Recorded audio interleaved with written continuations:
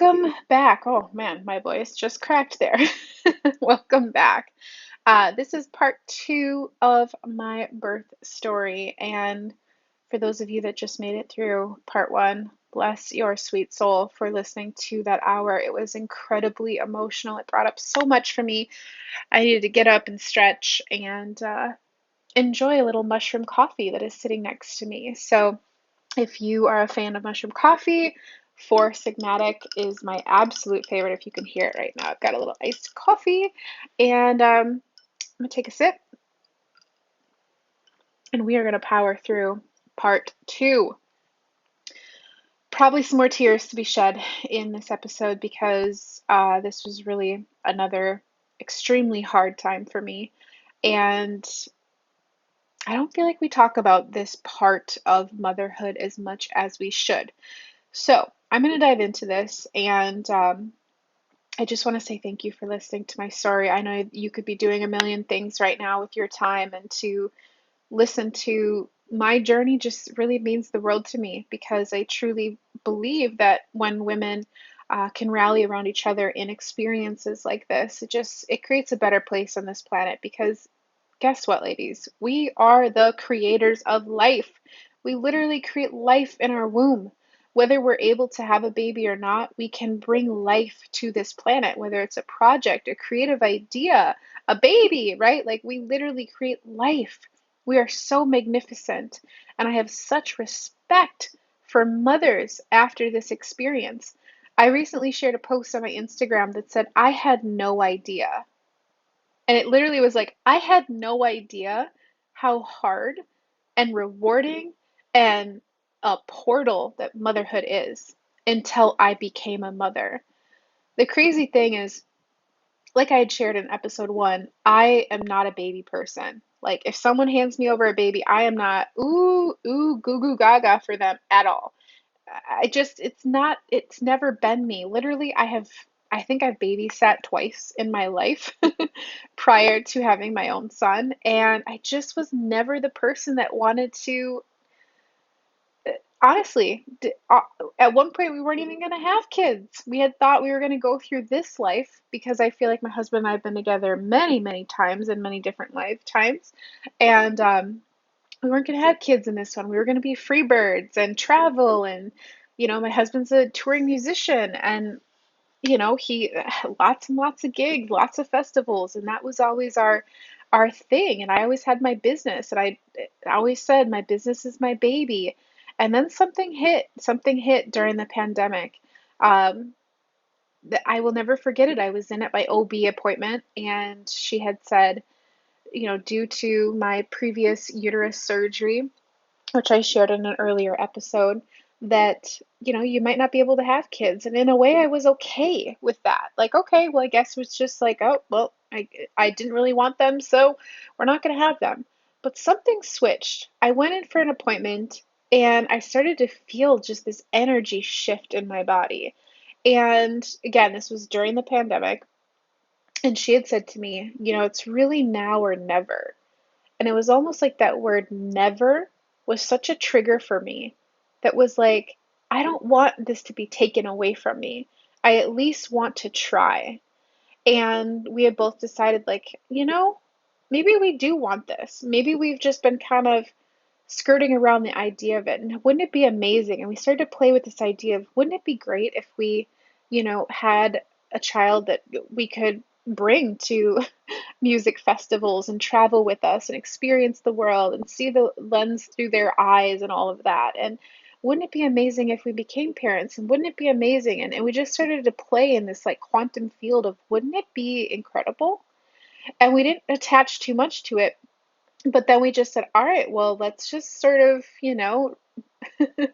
uh, remove the goalie, so to speak, right? Like remove any of the barriers and just see if this happens and play and have fun and that's exactly what we did. We played and we had fun and it happened really early for us and it happened really quick and I know that's not the story for everybody, but this just happens to be our story, right? So I appreciate you respecting that this is our story and there's so much man, there is so much crazy cancel culture out there right now that even saying that could potentially make someone get upset or triggered by me. But it's simply my story. So I just want to say, if that upsets you in any way, just please, this is just my story. Just as you have a story and I would respect yours, um, let's have that mutual connection here as mothers, because every single birth is different, right? So, we went into this, just sort of playing around, and it happened, and we got pregnant. And, this part two, I'm going to bring you through um, what happened next, because up until this point, it was emergency C-section. Damien came 10 weeks early. And oh, I forgot to tell you a really important piece is we had two names picked out, and if the baby came out with dark hair, his name was going to be Damien. And if the baby came out with blonde hair or lighter colored hair, he was going to be Xavier. So he came out with dark, dark hair, just like his daddy, and his name was Damien. And the reason why we chose the name Damien is honestly, Drew and I have been together for a long time, and on our walks one afternoon, I can't remember who brought it up, but we were like, if we ever have a kid, a name that I really like is Damien. And there's a singer-songwriter out of Europe that we really like, Damien Rice. If you've not heard of his music, he has incredible music. But his name is Damien Rice. And I remember just like, I love that name. It's so strong and masculine. And Drew felt the same way too. So we said if we ever have a kid and he's a boy, then his name will be Damien. So pretty interesting. All right. So fast forward to part two. I'm going to bring you back in, set the scene of what's happening, and we will go from there. So I'm in the hospital room and laying in the bed, feeling just this incredible emptiness of my soul, depths I've never experienced before. It literally felt like being in a vacuum, like a black hole. And Drew comes back, and we get told that we're going to get wheeled down to see Damien, and it's like finally, right? And I it's so funny how blurry my timeline is from everything, but it felt excruciatingly long. And I remember having this conversation with the lactation consultant, the divine, nurturing, mothering, beautiful energy lactation consultant. And she had left the room. Drew had come back into the room. We were talking. And I'm pretty sure the lactation consultant had said or left a message or sent a message to my doctor that I think Shauna needs a little bit more extra tender care, right? And so the doctor came in and started talking to me about anti-anxiety medication. Mind you, I haven't even touched my son yet. I had just given birth, and I was presented with this postpartum depression paper, and it's like a quiz, and you have to rank things on a scale of like 1 to 5 and how you feel. Well, of course, I ranked everything as horrible, awful, never experienced this in my life, pretty sure I have depression, anxiety, everything that could have been checked was. And so on paper, it looked like I was experiencing this severe mental breakdown, which pretty sure I was. And, the depression, everything was coming in waves. It was, oh, is there another word stronger than excruciating? I mean, it was horrendous. It was awful. And so I'm presented with all of this stuff, and it's like, why is this coming through right now? Like, can we talk about this after I meet him, after I'm with him? Because here I am in this like holding space, right? Like my body hurts. I was cut open, and I'm in this process of healing, but I'm mentally so unstable right now that I am not next to my child, and I want to know how he's doing. Is he okay? Is he breathing? Everybody's telling me he's doing great. He's beautiful. And I'm like, I want to effing see my son, right? And so presented with paperwork, and they're talking about prescription medication if I would like it. And of course in the moment I'm like, yep, okay, yep, let's do it. So they go out and like fill the prescription. I don't remember what happens in this timeline. They fill a prescription. I am on painkillers, outside of this emergency C-section. I'm on like Oxy and all of these different Tylenol, ibuprofen, something else. I don't even know. Drew was literally the brains of everything for me. Um, as you can tell, my timelines are so blurry and everything that was happening. But he was, making sure everything was administered correctly, etc. So, anyways, they wheel me down in the bed. You're laying horizontal, slight elevation in your head, and they wheel me down to the NICU, passing through doors and doorways and doorways, and we finally get in there. And I remember coming there, it's like slow motion in my mind still. I'm coming through the doors of the NICU, and I'm in this bed, and I'm looking over at the desk of all the nurses, and they're like, welcome, welcome, like he looks great. And everyone's positive energy, right? And the closer and closer that I get, I start feeling my body swirling.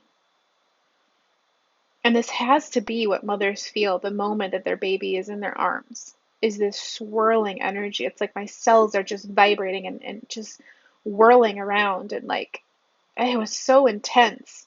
And all of a sudden, my uterus starts contracting, right?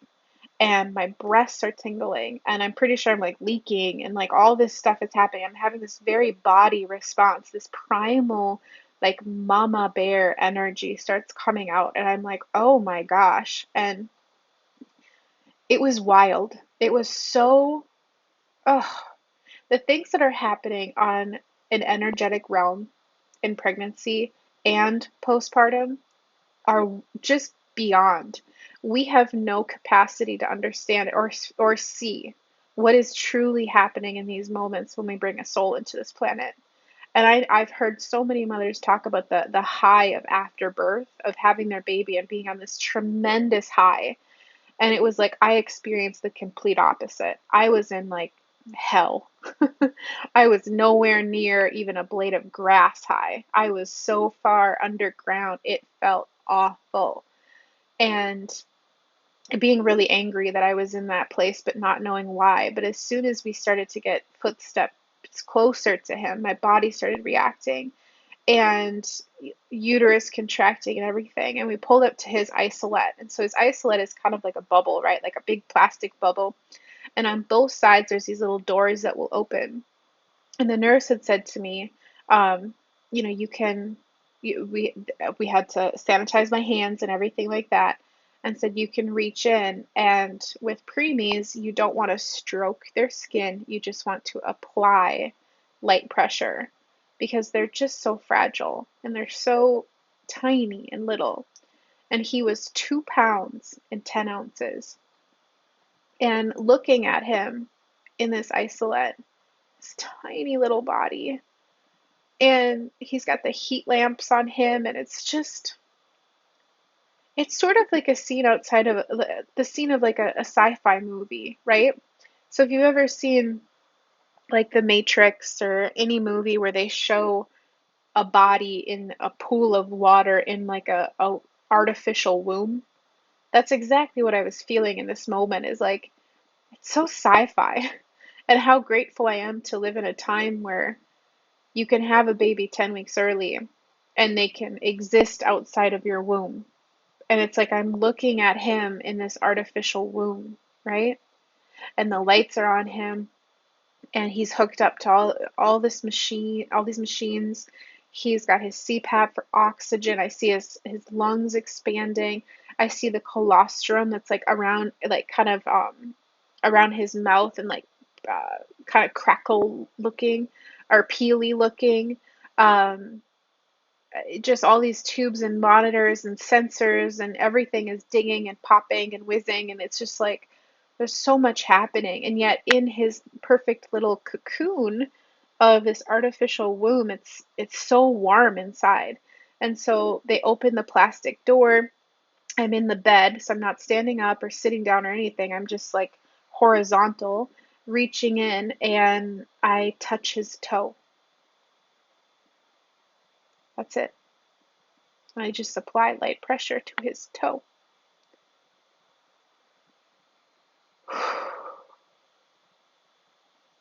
And I started to feel a little bit better. And it was like 1% better, 2% better, 3% better. And just this slow little battery recharge was happening within me, little by little, as I was there with him. Meanwhile, my body's having a full on connection experience. Like, oh, there you are, right? There you are. And I'm witnessing the incredible energy pulsating happening through my body, as well as being very much in my human of feeling every single emotion of touching his toe. And I'm looking at Drew, and Drew's looking at him, and I'm just in awe of my husband. I'm in awe of this experience. I'm in awe of Damien, and I'm so exhausted, so beat up, like everything. I feel like even my spiritual side was beat up, right? Like if you can think of your aura, right? You think of you have this dense physical body that you're in, and our soul resides in our dense tissue, our dense body. And then just outside of it is like our spiritual realm. And I feel like that's the unseen energy that's whirling and happening between the two of us. And three of us now, right? Because we're a family of three. And I'm just feeling so much of the energy, but even my spirit felt exhausted. And that's interesting because I don't feel like our spirit gets exhausted. It was just like everything was just like slow motion. And so again, I was on painkillers too, and I'm not the kind. I hate painkillers. So more on that to come. So I touch his foot. I feel his energy, and immediately it's like this like snap feeling. I know everything is gonna be okay. And I know I mentioned this in the first episode too. And I felt like everything was going to be okay. No matter what, he was going to get through this. There wasn't moments of like, oh gosh, what if? But what if he doesn't make it? What if his sensor isn't on correctly? I did not let my mind go there, and thank God. For some reason, I just had this knowing that he was going to be okay. I felt like he was in great hands, that every single sensor imaginable was on him. Um, yeah, I knew. And I felt this like courage from him. I felt this almost like an old soul type energy, this wisdom that was here to not only teach me, but to teach Drew, but to like be on this planet of strength. Like I feel so much strength from him. And it's, I haven't had a lot of powerful men in my life besides my husband. Um, Even family there really hasn't been powerful men in my life that exude strength and courage, but I felt that from Damien. I felt powerful. Um, and he has been a force to reckon with ever since he made his way to this planet. So everything really slowed down. I was so in the moment, and I got we had this beautiful time with him, and it really filled my batteries, right? Like I felt good, and it was like, okay, I think I can eat now. I feel like I can actually eat like dinner.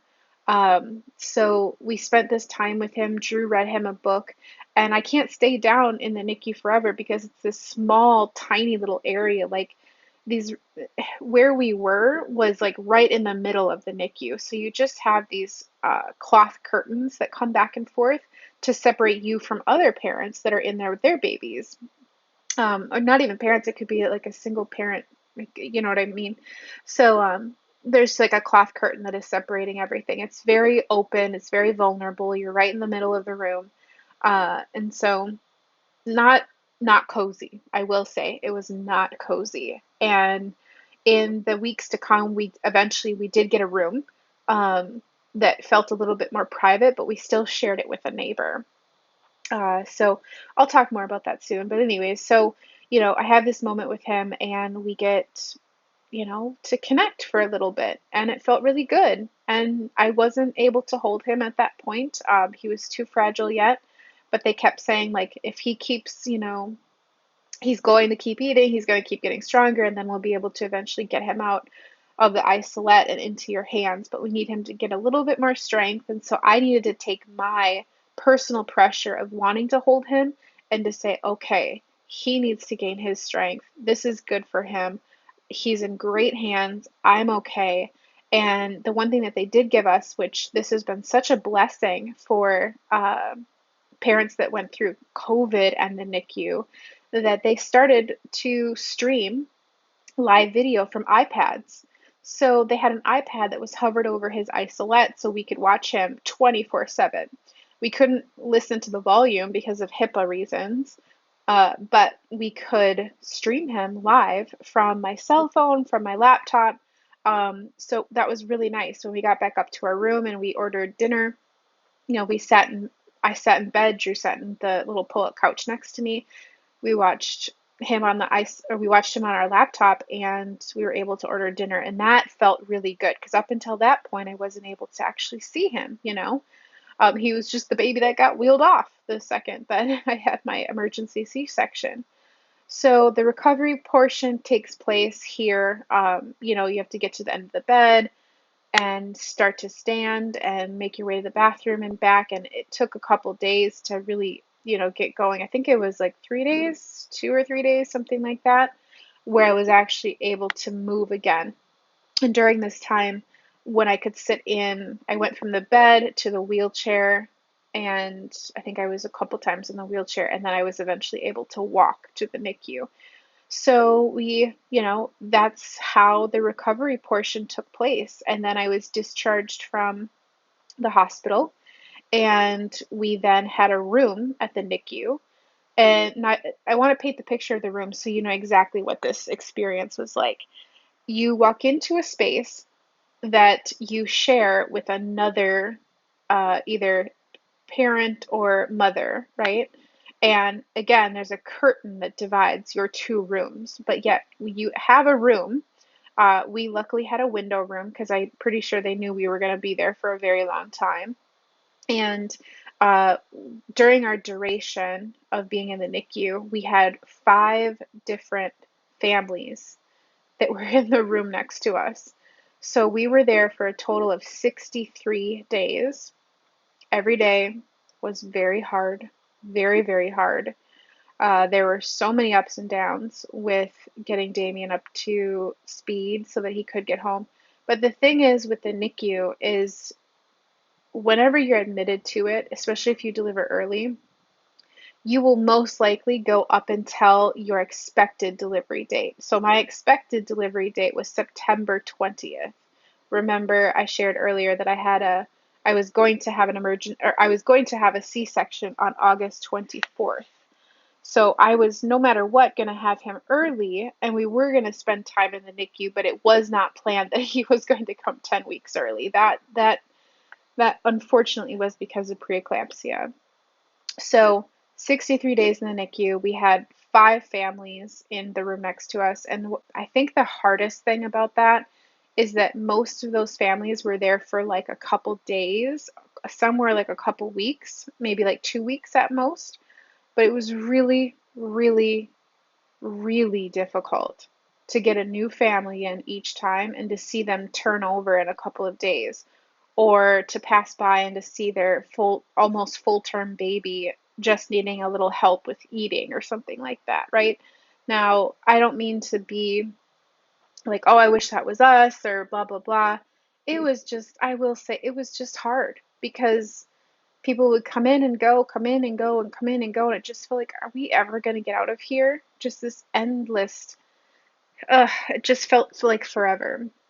There were a couple of things that happened to Damien along the way that I did not share publicly on Instagram, because I felt like we needed to go through it and I did not want any negative energy sent our way.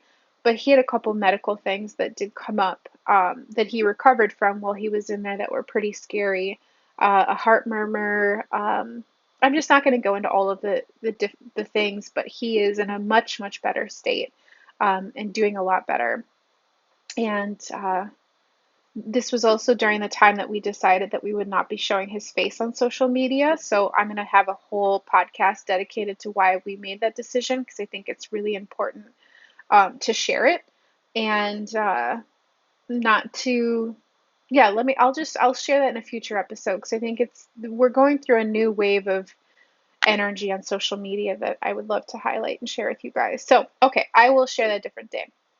So we go through the ups and downs of the 63 days in the NICU, and how it was set up is, we live less than 5 minutes away from the NICU, and so we would spend every single day there. We would often go in, um, or sometimes really early in the morning, sometimes mid morning, and we'd be there until the late afternoon or the late evening, and then we'd come home to sleep, and then we would stream him on the iPad.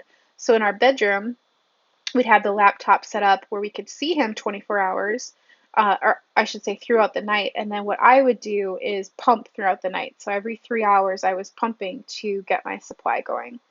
And this is where I really want to share with you my breastfeeding slash pumping journey, because Damien made his way into the world 10 weeks early, and his tiny face and small little mouth wasn't able to breastfeed from the get-go. And what it was looking like as he was developing outside of the womb, again, this artificial womb, right? Uh, he needed time. He needed to rest and grow, and to develop his mouth, right? And so they had him on a pacifier right away, with which, working with the OT staff, allowed him to like get his sucking reflex going, to do all the things that babies do once they're at full term. And during my experience of, if you were with me through the craziness of Instagram, and I was sharing all of this because I think it's really meant to share this story with so many women, when it comes to pumping and breastfeeding, is your way is the right way. And I'm about to share mine, and I, I want to leave a little disclaimer here, or a little caution and a boundary. Let me position this in this way. This is a hard boundary for me in what I'm about to share with you. And I do not want anyone to slide into my DMs and tell me that I should have done this a different way. Okay? Hard boundary. I don't want to hear anything when it comes to this, other than if you want to say thank you for sharing your story, or I was there too, or I experienced that as well. Other than that, I don't need any advice on what I'm about to share with you. Hard boundary. And I think more women need to draw more lines in the sand when it comes to your personal boundary, and this is mine. So, when we were in this experience of going from the NICU to sleeping at home, to going to the NICU to sleeping at home, mind you, I am in the depths of postpartum depression. My mom was here for the first week that we were home, and bless her soul, she helped me go through so many highs and lows. I don't even want to say highs, so many lows that I was experiencing. I can remember folding clothes, and just I needed something to distract my mind while I was home. So I was folding clothes and literally putting underwear in my drawer, and I was sobbing, and I didn't know why. What was it? What was the trigger? No, I don't know. I have no idea. Sitting on the couch, talking to her, sobbing. Don't even know why. It was extreme baby blues, postpartum anxiety, postpartum depression, um, all of this, right? And I forgot to tell you, so the prescription that they wanted to get me on was Zoloft. And when we were in the hospital prior to seeing my son, I felt awful, right? The pit, the anxiety, the endless black hole. I would have done anything to get out of it. But after I saw him, I was reinvigorated. My batteries were full. I felt like so good after seeing him, and I just knew that he was going to make it out of this. It was just going to take time, and he's got it, and I've got it. We've got this, right? My mindset started to elevate a little bit more. And I remember talking to Drew about this, and I was like, do you think I should take this? And there was something in me that was like, just give it 2 weeks. Just get through this storm. And there's nothing wrong. I want to say this. There's nothing wrong with taking medications. Nothing wrong with this. If you feel the intuitive feeling of like, that's what you need, that's what you need. And I celebrate you for that. In the moment, I was saying to myself, I want to feel this. It was so gnarly and hard, but I felt like the only way to get through it was to feel it all. And I welcomed it. And sometimes when we welcome anxiety and stress and all of that, and we say, all right, what do you got? Really? Is that it? Get louder, right? And sometimes, like for me, when I've said things like, is that all you've got? All of a sudden it's like, oh, whoa, okay. She's not running from this. She's not hiding from it. She's welcoming it.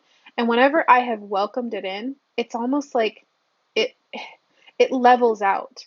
It doesn't get any louder. It's like, oh, I was already screaming my head off at you, right? The anxiety, the depression feeling. I was already screaming, but now that you're looking at me and paying attention to me, I'm not going to do that anymore. So I don't know if this has come from years of personal development or having some very dark night of the soul moments in growing my business and things like that along this journey, but I just welcomed it. And I said, is that all you got? And there were moments where I was crying and crying and crying, and it was so hard. And I was like, what else have you got? And it was like, it would dry up. And it's like, okay, take a breath. So, for whatever, however that helps you, if that helps you, if you're going through something hard right now, and you just need to, instead of running from it, turn around and look at it and say, is that all you got? A lot of the times you will smother it, or it'll burst into flames or something. Like you'll be able to explode it on its spot there. Okay, so I decided to not take the antidepressants. And at this stage, being, 3 months out from it, I'm so happy I didn't. And I feel like because I went through the hardness of all of it, I feel like I gained more in the world of duality. So, what I mean by this is we live in a dualistic universe, a dualistic planet where with each good, there comes bad, right? So, both ends expand. If you can think of um, like a stick, right? Like on the left side, there's good, on the right side, there's bad. Well, the stick expands as you experience both things. So if you experience a lot of the hardship, and you'll hear like stories where people will say, I was at the lowest of my low, I hit rock bottom, and then I was able to spring back up. And I truly believe that when we hit these depths and these really hard pieces, there is an upswing. There is a next level on the other side of it, right?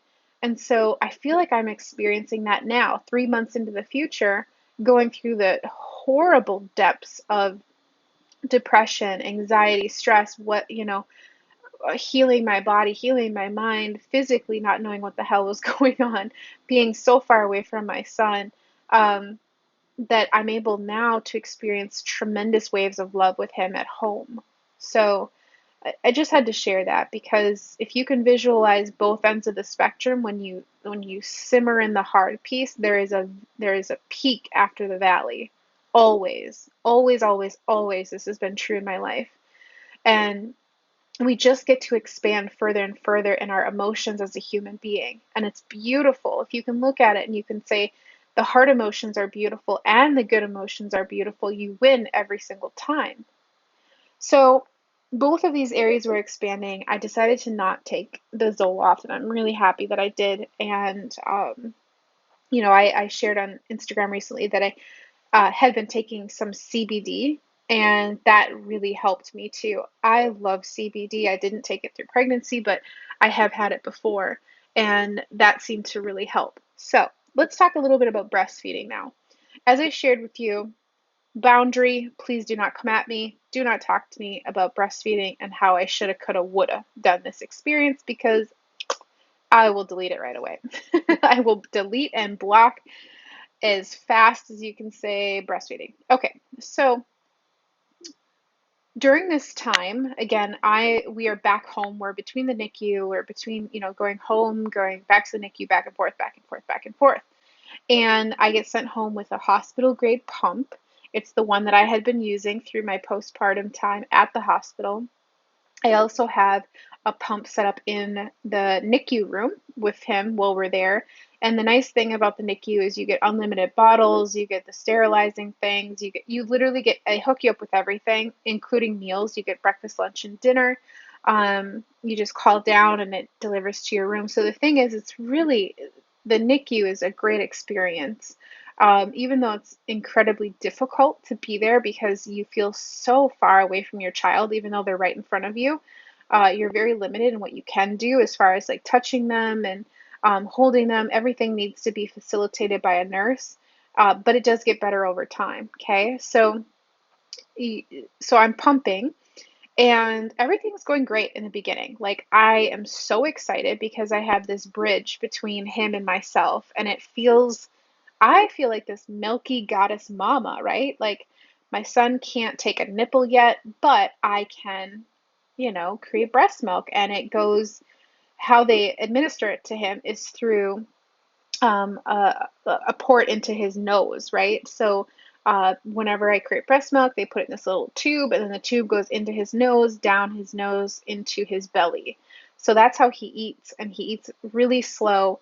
Um, it's a slow drip into his stomach, and during those times when he does eat, which is usually, I think in the beginning it was every 3 hours, 3 or 4 hours. Again, their stomachs are so small, right? So they take a small amount um, over a long period of time, but I can hold him during that window. So each day, let's say he was eating at 3, 6, 9, and 12. When we're there, I probably get to hold him anywhere between 2 to 3 times.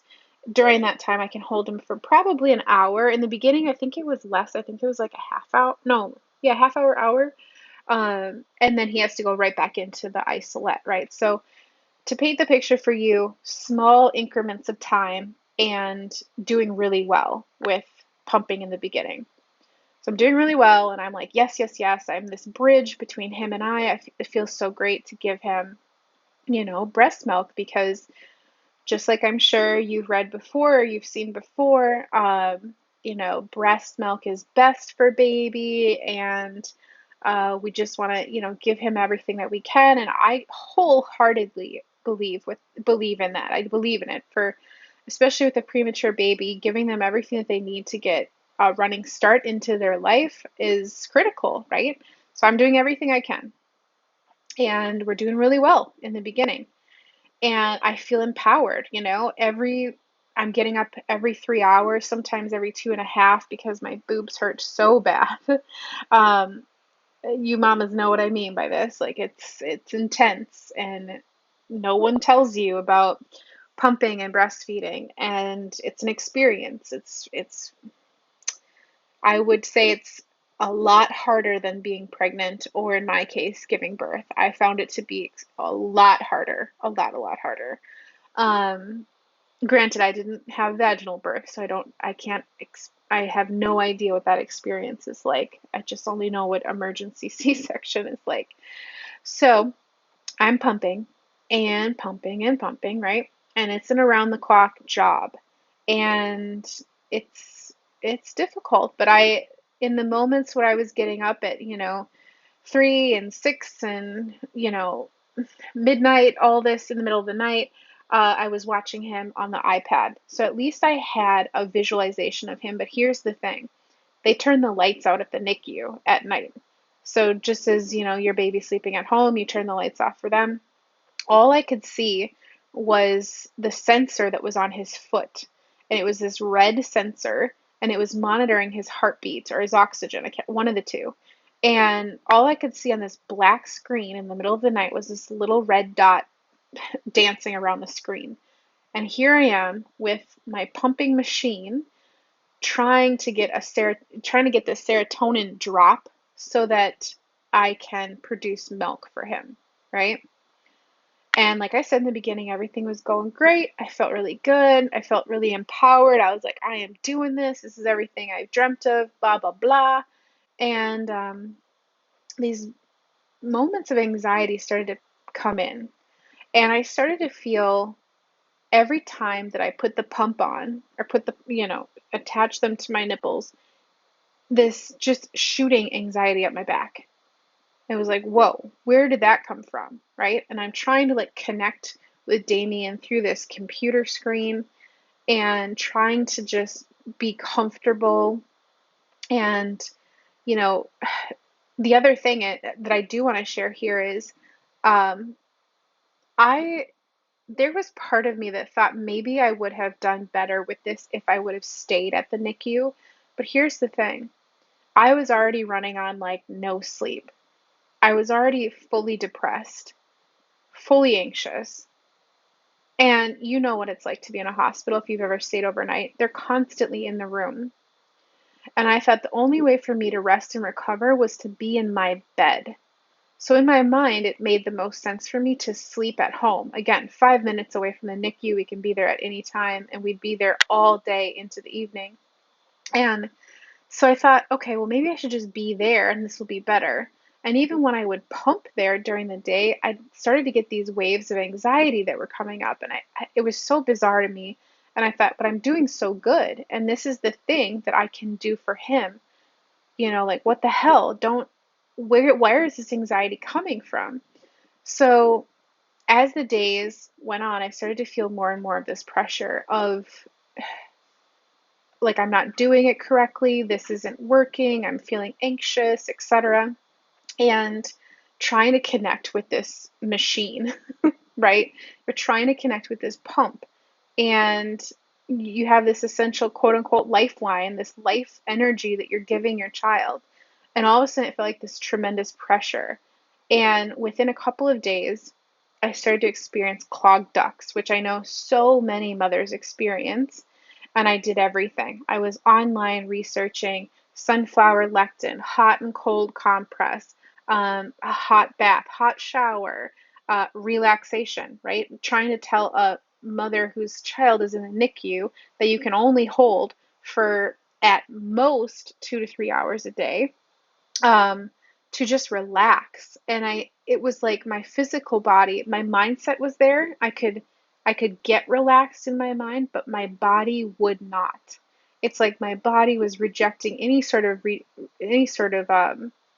relaxation technique. Meditation wasn't working, mindfulness, journaling, like as much as it would work, it was like one step forward, 10 steps back, one step forward, 100 steps back. And I noticed my supply was sort of going up and down, and then it started going down and down and down and down, and that caused even more anxiety, let alone the clogged ducts. So it started as like, oh, here's the clogged duct, here's the clogged duct, work it out. And it sort of feels like a tight muscle that as you're working on it, all of a sudden it will release. And I was able to get those initial ones out of the way and get things flowing again. But then it was a string of a couple days where nothing was coming out. Or I think it was like 24 or 48 hours. And it was like I couldn't get anything to come out, and I could see clogged ducts happening everywhere. My boobs went from like a size C to a size triple Z. They hurt and they were so swollen, so painful. Putting hot and cold compress, doing everything that I could think of to get them to move, trying to do different pumping, self-express, hand pump, hospital grade pump.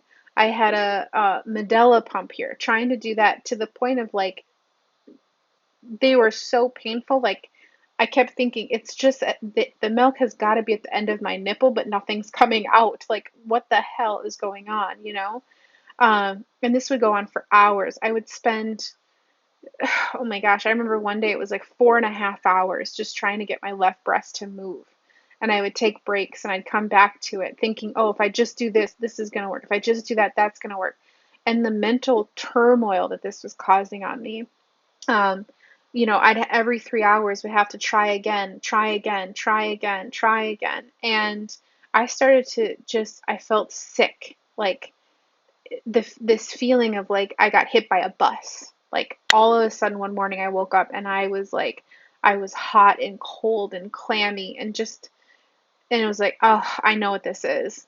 I know exactly what this is because I was doing so much research on clogged ducts and they're like, don't get mastitis. Mastitis is the worst thing. You don't want to get it. And when I say hit by a truck, I felt like a Mack truck. It was awful. Let alone, here I am recovering from an emergency C-section. My mindset is the lowest it's ever been. My hormones are all over the place. I'm uncontrollably crying. I feel anxiety every single waking moment of the day, let alone having night terrors at night. I knew my son was okay, but he had medical things that were going up and down, and it was like we were resolving them, and then another thing would pop up, and that would cause more anxiety. And trying to make this artificial connection with a pump that is supposed to help me, like excrete milk. And I'm trying to eat healthy. Everything came to a crashing halt in this hellish experience of mastitis. We went into the ER one day. We went into my OB. We went into urgent care. We had multiple different visits. And throughout this experience of clogged ducts and not being able to get anything to move, to then having mastitis and being diagnosed with, yes, the whole red patch showed up on my right breast. And they said, you have mastitis. So I went on antibiotics. And it was in this time that I started working with that same lactation consultant, the divine mother goddess that she was.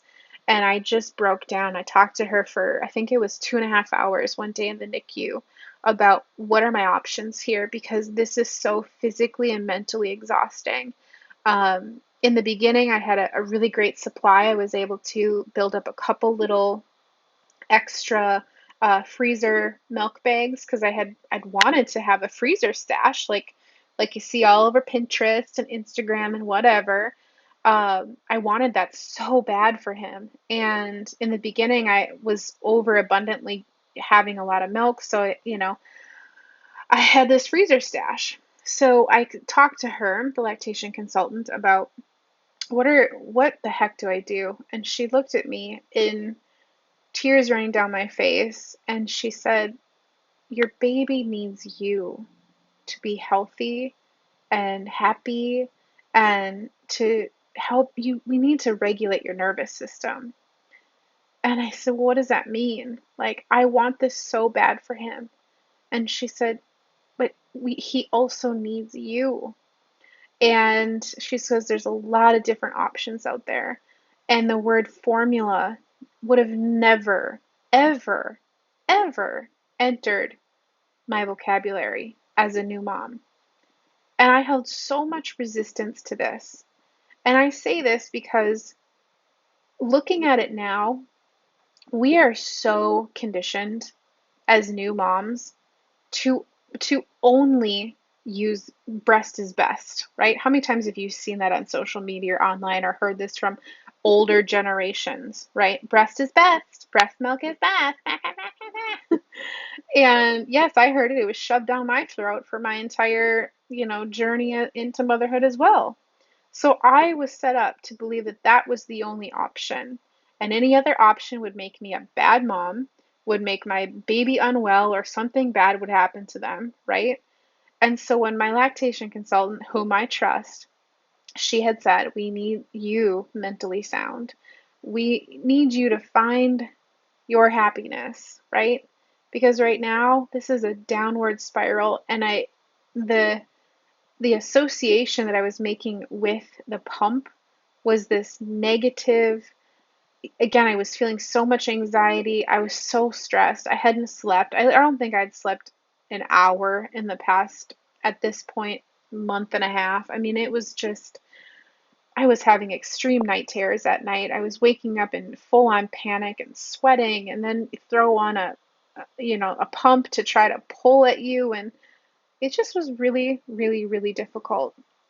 And not being able to hold my baby. Like, so many mothers are like, well, when you're with him, I receive so many messages on social media of ways to help. And I appreciate each and every one of you guys for doing that. And, the things that were really hard to hear were like, just smell your baby, hold your baby more. And it's like, I am already so limited with him in the isolette. I can't just go in and scoop him up and hold him. Everything is on his time. It has to be once every 3 hours I can hold him during a feeding, and he has to, spend time essentially baking in this artificial womb. So I didn't get that. I didn't get all of the human to human connection. I didn't get all the skin to skin stuff where my body would be like, yes, relax, right? I had to mentally try to do this and work on it my own way. So when that wasn't working, I had to come to terms with an alternative route. And I remember talking to my lactation consultant, and we spoke about formula. We spoke about different ways to nourish babies and, um, healthy mom, healthy baby, all of these things. And it sent me into a full on Google search that evening of proper formula, like best formulas out there. And, if you've had to go through this, which let me share this statistic with you, 83% of families will use formula at some point in their baby's journey. So all this stigma of like breast is best and only do the boob and blah blah blah, all of this. I want you to just know that there's 83% of families out there that will use formula at some point. Now, is this from the get-go? Who knows, right? I don't know the statistics on how many women do breastfeeding versus women that go directly to formula. But I was able to nourish Damien with my breast milk for a little over a month and a half. And I I have to pat myself on the back because the hellish experience of mastitis and going through the mental turmoil of him being in the NICU, unable to hold him, I still was able to produce that. I'm pretty fucking happy with myself because even in that situation where everything was stacked against me, that still happened. So when I got to the point of talking about formula, it was really, really hard. It was like pulling out old memories that I didn't even know existed, right? It was all of these past conditionings and programs of society. And looking at it now, I can honestly tell you this feels like such a patriarchal thing that women and men do to women. I think not every woman wants to breastfeed. Not every woman has, like, there are so many options out there. And I'm going to share with you the formula that I found that is working so well for us that hands down I would recommend to any mother that is going through this, whether you're in the trenches of it right now or you just want to chalk this up and put this on your bookshelf for another day, just to remember that there are options out there for you because, my pumping experience was extremely hard, extremely hard. And I never knew that that was going to be part of the journey. I thought you just put on a machine and boom, this milk squirts out. Hell no. Clogged ducts are extremely painful. Mastitis is awful. And, I've heard other mothers go through some crazy stuff too. So, anyways, um, we talk about formula. That evening, I go home and my boobs are so engorged, so painful. And I'm in the bathtub laying forward where my boobs are hanging down into like this scorching hot water, trying to get them to move because, again, nothing's moving. I'm on antibiotics. I'm trying to hand express. Like, you name it, I did it. I tried it. And I started to sob into this water. Like my tears are falling like raindrops into the water. And I'm just sitting in there sweating and crying. And I called my mom and I said, I feel like such a failure. I feel like I'm failing him. Like this one thing that I had, one thing, this milk supply that would make him feel closer to me. Because here he is getting poked and prodded and, taking blood panels every week, and he's getting the swab up his nose for COVID testing every week to make sure he doesn't have COVID. Like, if you've had a swab up your nose, it's fucking painful. And this poor little innocent baby's having this shoved up his nose. He's, going through tests and different health things that were happening along the way. And this one thing that I felt like was this liquid gold for him, I was now making this decision. And I don't even know, honestly, when I say this out loud, I don't even feel like this was a decision that I was making. I feel like my body had made the decision, not my mind. Because it was like, no, we're done. We can't do this all. We can't physically keep going in this direction. And so I remember calling my mom, just crying and saying, I feel like a failure. And I remember her words just like hanging in the air, saying, you are not a failure. This is okay. You will get through this. You can do hard things. We have done hard things. I mean, we've gone through so much as a family. And I just felt this relief of like, when your mother tells you wisdom and it really sinks in. Yeah, that's my mom too. It really sunk in for me. And it felt like, okay, I need to make a new decision. And so I began researching different brands. And if you know me, I'm a huge health nut. I love all things healthy food, organic. We shop at Whole Foods as much as we can. And it's just really important because health is our greatest wealth, especially going through something like this. And so we made the decision, or I started researching a ton of different brands out there. There's amazing European brands like Holly that is out there, and the thing is with the European brands is you're shipping it in from Europe, right? So, and the ingredients are all in like Dutch or something like that. Anyways, so I started researching that, and then my mom actually found this new brand called Bobbie, Bobbie. They are FDA approved, they are organic, it comes from grass fed cows. There's none of the garbage that is in normal formula. So, like Similac, which is the number one uh, formula that is offered inside the NICU, that is the one that he was on for when he was there because they weren't allowed to use my brand, the Bobbie brand. But the number one ingredient in that is corn syrup. Yeah, straight up sugar. So it really bothered me. I didn't want him to go on something like that. I wanted to find a brand that was actually really healthy for him. And so I found Bobbie. And prior to recording this episode, I reached out to the company. And also, when we were in the NICU, we spoke to the nutritionist. We had the NICU dietitian call and talk to the CEO. So I think she's the nutritionist too, but talk to the CEO of the company of Bobbie and speak to them about how they source their ingredients, how they created this formula, everything. And our NICU dietitian said, oh, hands down, this is an amazing, amazing company. The quality of the ingredients in here are fantastic. And so we decided to move forward with it. And so I ordered a couple. I had it stocked up here prior to Damien getting home, and he has been doing so great on it.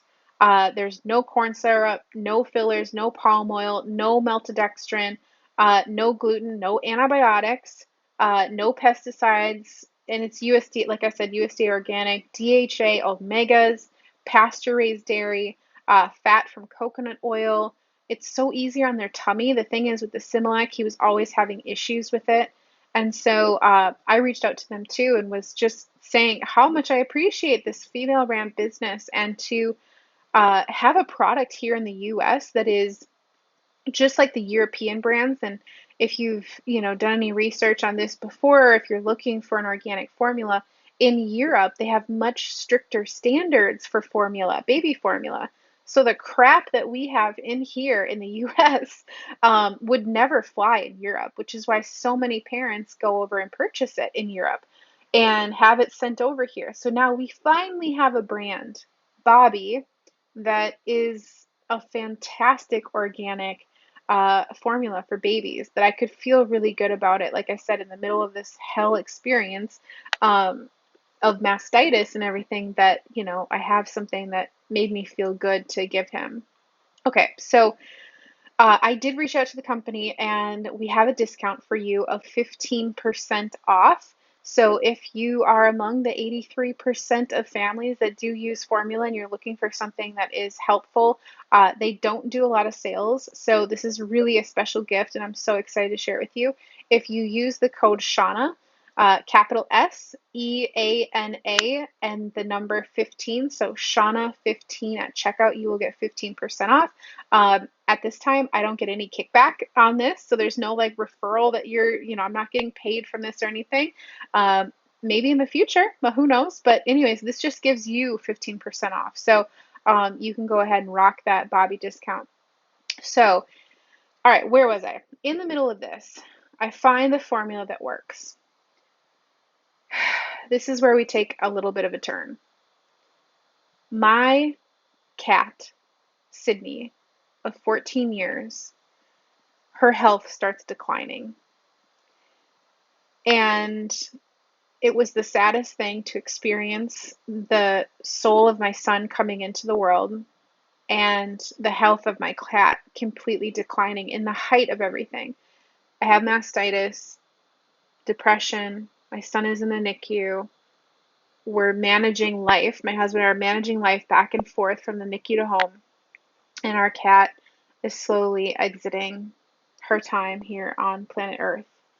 And it's so sad because the weeks leading up to this, I saw it on her. I saw the energy of death on her. I saw her soul starting to pass. There was a day that we were sitting outside in the beautiful summer sun, and she was rolling around in the grass. And she had a moment where she stopped, and she was sort of had that like 1,000-mile stare, and she started to exit her body. I saw it. I saw her leaving. And I called my mom in tears, and I was like, I think Sydney's on her way out. I think she's passing. And she had a couple accidents inside the house. And in the middle of all of this, our beautiful, sweet soul, uh, she we had to put her down. And I don't want to get too much into the story because it's so hard for me to think about her because I still see her around the house. And I had moments where I was pumping and she was right next to me purring. And it's so hard when an animal is leaving because for her it happens so fast. You know, one day she was snuggled up with me as I was pumping in the middle of the night and I was petting her, and I think she was really helping me get that serotonin release, you know, so that uh, things would get moving. And it helped. It totally, I mean, you pet your pets, hug your animals because it's so good for your brain health for both you and them. And our bodies just love it. We love being connected to our animals. And so she exited her time while she was here during all of this. And so it was so hard to hold her as she left her body. Um, but she was in, oh God, just tremendous amount of pain, and to see her just lifeless on the ground, and oh my gosh. Okay, so I don't want to go too far into that because it really brings up a lot for me. So we're in the middle of the the loss of my cat, the birth of my son, making these really hard decisions, and seeing sort of these lights at the end of the tunnel, right? The circle of life between my cat of 14 years to my son to this formula that we found by the grace of God and timing, which is so great. And I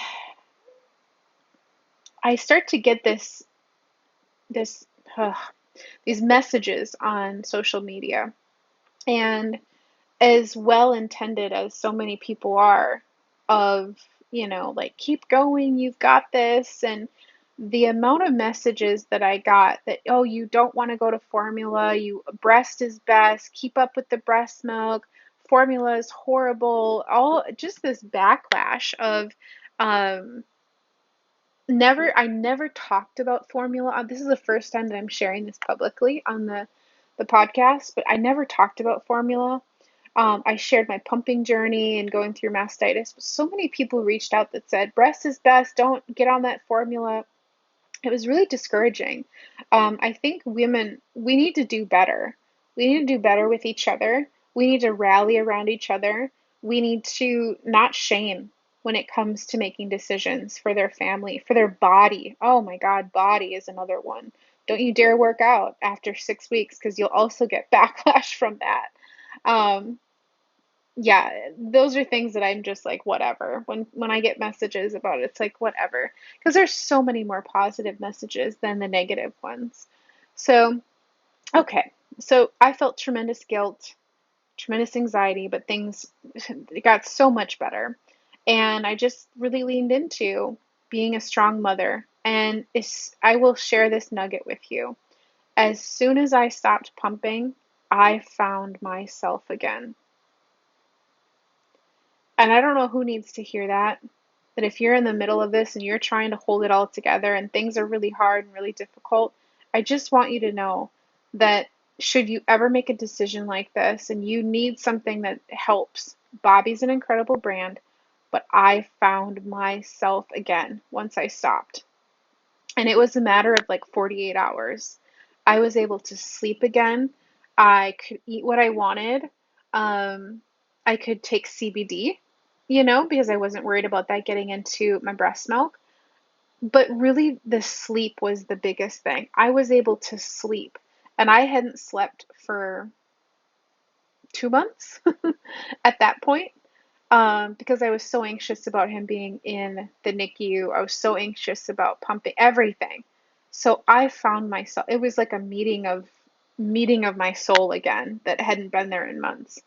So I share that because wherever you're at, if you need that, please take it and run with it. I was just looking up some information on postpartum depression, and so many women have reported that as soon as they're done pumping or breastfeeding, that they find themselves again too. Now, is this the best way to do it? I don't know. I really don't know. To each their own, right? But there's some really interesting information out there that if you experience a lot of anxiety with breastfeeding, or pumping, just know that there are alternatives. And nothing in my birth plan and pregnancy and whatever went to plan. Nothing. Every single plan that I had in place, boop, the universe had a different decision. Like, it wasn't up to me. So I'm going to end it there. We are an hour and 6 minutes in. And so I want to just thank you for being here with me. I hope that this episode served you in whatever way possible, whatever you took from this. Please know that not what you see on social media is such a fragment of people's real lives. And I felt so called to share this, to walk you through my experience of the NICU and breastfeeding and mastitis and Damien's journey and us getting to where we are today. If it helps someone, it helps someone. But I'm excited to listen to this when we're like 5, 10, 15 years into the future. So I can remember what it felt like, because memory is a funky thing, isn't it? We think we can remember everything, but I really want to recall these moments in my life and listen to my voice and how I felt and what I was going through. Um, so a little nudge if you ever want to start your own podcast, just to remember yourself in moments in time of your life. It's pretty cool. All right. So other things that have helped me along the way that I'm just going to run through and share with you, because we did go the formula route and, went with Bobby and just, again, love them. We did get the baby Brezza, super cool. It brews a bottle in like, I don't know, a minute. It's super fast. We got the baby Brezza. For formula, we got the baby Brezza sterilizer as well. So washing bottles, it steams and sterilizes everything. Fantastic tool. We run it like 2, 3 times a day. And what else? We went Dr. Brown's glass bottles as well. So those are just a couple little things that are making our life easier. And Damien hit 7 pounds and 2 ounces last week. So as of September 20th of 2021, that would have been his like gestation date, his 40 weeks. And so he's like a full-term baby now, and he's wearing newborn clothes, and he's cute as a button. He's so adorable. Every once in a while he smiles and these cute little dimples show up on his face, and it's so cool to see. Since we don't share his face on social media, he looks very much like Drew, but he has my eyes, and I'm pretty sure he's got my lips, but Drew and I both have pretty full lips, so he's got beautiful full lips, and he's just such a wonderful light in our lives. We love him tremendously. So we've got a full-term baby now, wearing newborn clothes and healthy as ever. So thank you all for your prayers throughout this experience. Thanks for following me on social media and the entire journey. Thanks for listening to this 2-part birth episode, as well as breastfeeding, and telling it like it is, because we need more women just unapologetically standing up for whatever avenue that they take into motherhood, because there's no one single path. There are multiple, multiple different paths. So I love you. Thanks for tuning in. Part 3, you're going to hear from my hubby. He's going to share his perspective on, what fatherhood is like, and what we have, what goals and dreams we have in store for Damien, and the things we want to teach him. But ultimately, like, we're so along for his journey and what he wants to teach us too, because he chose us as his parents for a reason. And it's going to be pretty cool to do life together with him and experience why that was. Why did he choose us? And really instilling in him the power of manifestation and stepping outside of the matrix. So stay tuned for that. I love you guys. Thank you for tuning in, and I'll see you in part 3 where you'll talk to Drew. All right, bye. Have a wonderful day.